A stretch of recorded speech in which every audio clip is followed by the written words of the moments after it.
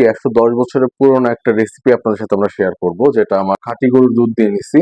যতটুকু পিওর করা সম্ভব দুধটাকে, ততটুকু পিওর দুধ আমরা নিছি। দুধটাকে আমরা পিতলের একটা চামচ দিয়ে বা পিতলের একটা খুন্তি দিয়ে আমরা নাড়াচ্ছি, কারণ আম্মুর নানুর মা, আমার বড় মার মা। চলে আসলাম 110 বছরের পুরনো রেসিপি।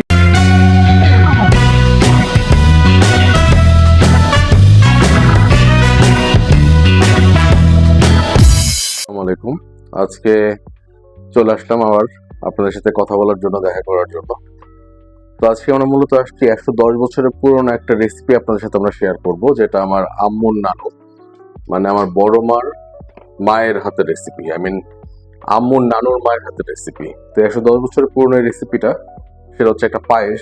এই পায়েসটা আমরা রান্না করব, এবং এই পায়েসটা রান্না করে দেবো যে 2025 সালেও পায়েসটার স্বাদ আমরা সে আগের মতো পাই কিনা। যদি তখন টেস্ট করার সৌভাগ্য হয় নাই, বাট এখন দেখি সেটা স্বাদ কেমন ছিল। লেটস গো, আমরা দেখেছি কিভাবে আমরা করবো সেটা।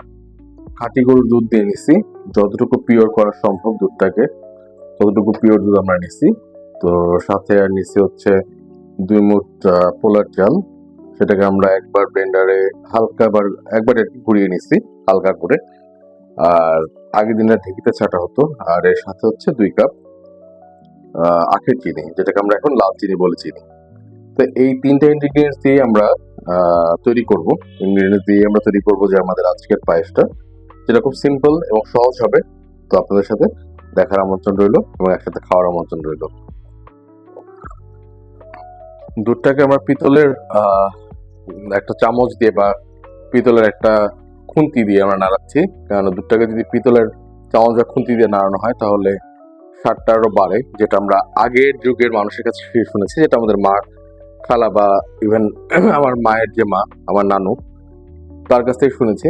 তো আমার বড় মার হাতের রান্না, যেহেতু ওনাদের কাছ থেকে শুনেছি, আশা করি সেটাই অথেন্টিক হবে। তো আমরা একটা পিতলের খুন্তি দিয়ে আমরা নাড়ালাম দুধটাকে স্বাদটা বাড়ানোর জন্য।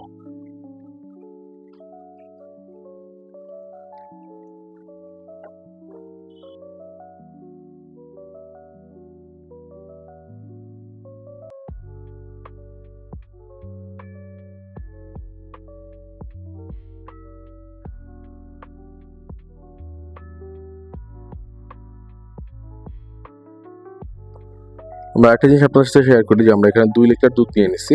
তো এই 2 লিটার দুধকে আমরা শুকায় 1 লিটার করে নিব, একদম শুকায় ফেলবো, অর্ধেক করে ফেলবো আমরা দুধটাকে। তো এই দুধটাকে অর্ধেক করে আমরা দেন বাকি কাজ শুরু করব। আমাদের দুধটা অর্ধেক হয়ে গেছে। আমরা 2 লিটার দুধকে শুকায় 1 লিটার করে নিছি। এবার এই 1 লিটার দুধটা আমরা অন্য চুলায় বসাই, আমরা চিনিটাকে একটু গলায় নিব। চিনিটার ব্যাপারে আপনাদেরকে একটু বলে রাখতেছি, যে চিনিটা আপনারা যেটা করবেন সেটা হচ্ছে যে পুরোপুরি ক্যারামেল বানাবেন না, হালকা গলায় একটু আঠালো করে রাখবেন। সামান্য আঠালো, এটা একদম হবে না, আপনার ক্যারামেল হবে না। তো আপনারা দেখলেই বুঝবেন। এখন দেখেন কিভাবে আমরা চিনিটাকে করি, গলায় আমরা তৈরি করে নিই।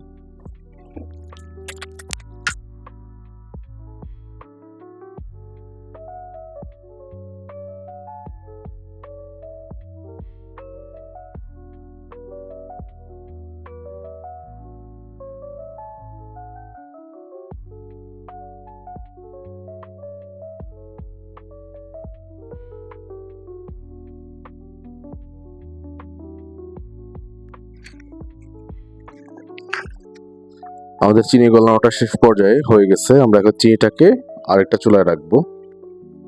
দুধটার মধ্যে আমরা এখন যে পোলার চালটা, সেটা আমরা ছেড়ে দিব। পোলার চালটা ছেড়ে দিলাম আমরা দুধটার মধ্যে।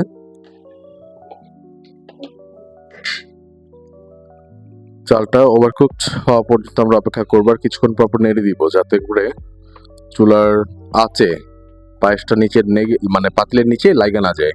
পাতিল নিচে লাগে গেলে কিন্তু মজা লাগবে না। তাই কিছুক্ষণ পর এটাকে নেড়ে দিতে হবে, আর চালটা ওভারকুকড হওয়া পর্যন্ত আমাদেরকে অপেক্ষা করতে হবে।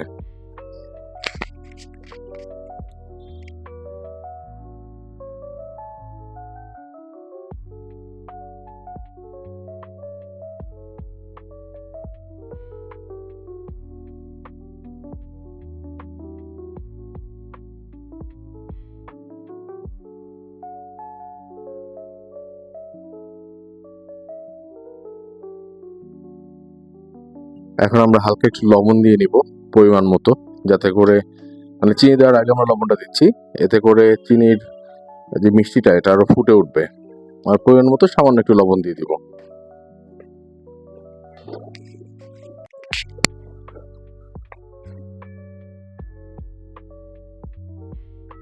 এবার আমরা চিনিটাকে দুধের মধ্যে ঢেলে দিব।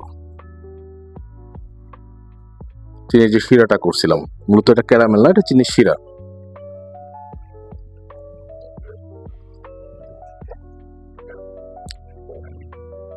আপনারা চিনিটা পরিমাণ মতো নেবেন। আমরা 2 কাপ নিয়েছি 2 মুঠা চালে এবং 2 লিটার দুধের মধ্যে।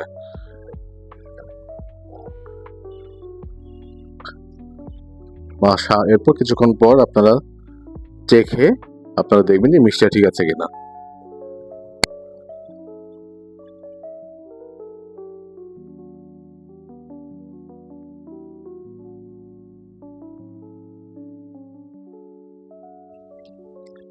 মিষ্টিটা ঠিক আছে কিনা এটা দেখার পর আমরা ঘন হওয়া পর্যন্ত পায়েসটা আমরা জাল দিয়ে থাকবো।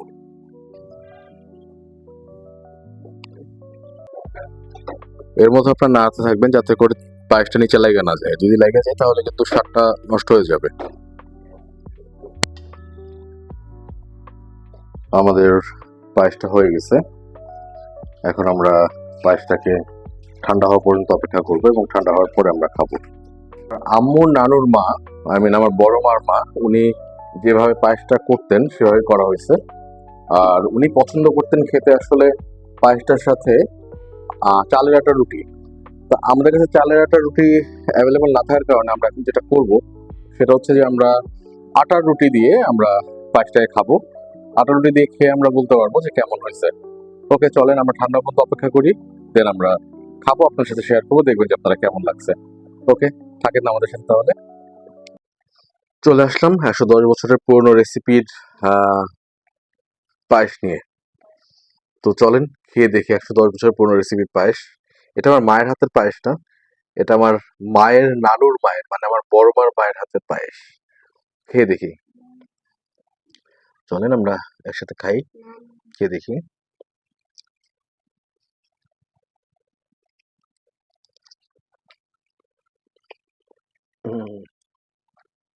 ভাই রে ভাই, অসাধারণ মজা। গরম মশলা নাই, তেমন কোনো মশলাই নাই, বাট 110 বছর আগে মানুষের মানে মজাদার খাবার খাইতো। যাই হোক, আমি বলছিলাম আপনাদেরকে যে আমি আটা রুটি দিয়ে খাবো। আবার বড় মার মা যিনি ছিলেন, যিনি এই রেসিপিটা করতেন, উনি মূলত চালের আটা দিয়ে করতেন, চালের আটা রুটি দিয়ে। তা আমি আটার রুটি, যে চালের আটা আমার হাতের কাছে নাই, খেয়ে দেখি কেমন লাগে আটা রুটির সাথে।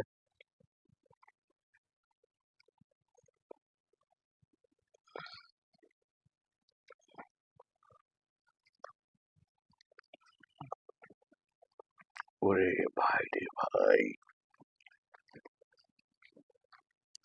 আটা রুটির সাথে এত মজা! আল্লাহই জানে যে চালের আটার সাথে মানে চালের আটা রুটির সাথে কতটা নাকি জানি মজা। জাস্ট অসাধারণ। আমি হাত দিয়ে নিয়ে নিচ্ছি, চামচের আর ধার ধারলাম না কেন, মজা পাইছি অনেক বেশি। আহ, দেখেন কতটা ঠিক হয়েছে, একদম গাঢ় দুধে দুধের মধ্যে চাল দেওয়া পায়েস, গাঢ় দুধের মধ্যে। আহ, আহ, সর পড়ে গেছে উপরে, যে দেখেন, এই যে সর পড়ে গেছে উপরে, খেয়াল করেন, এই যে সর, এই যে সরটা নিচ্ছি দেখেন, এই যে আহ, আহা, এমনি খাবো না, রুটি দিয়ে খাবো, বুঝতেছেন এত মজা।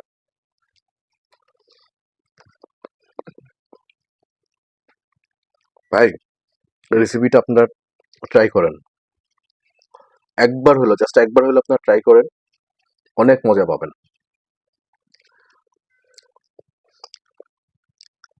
আহ, রুটির মধ্যে ভরে নিয়ে উম, উম, উম, অসাধারণ রে ভাই, অসাধারণ। বাবা আসো, তুমি দেখো তো কেমন, আমার ছেলেকে খাওয়াই দেখি কেমন। আসো আসো আসো, তুমি দেখো, দেখো তো কেমন, খেয়ে দেখো। চলো, এদি বলো কেমন।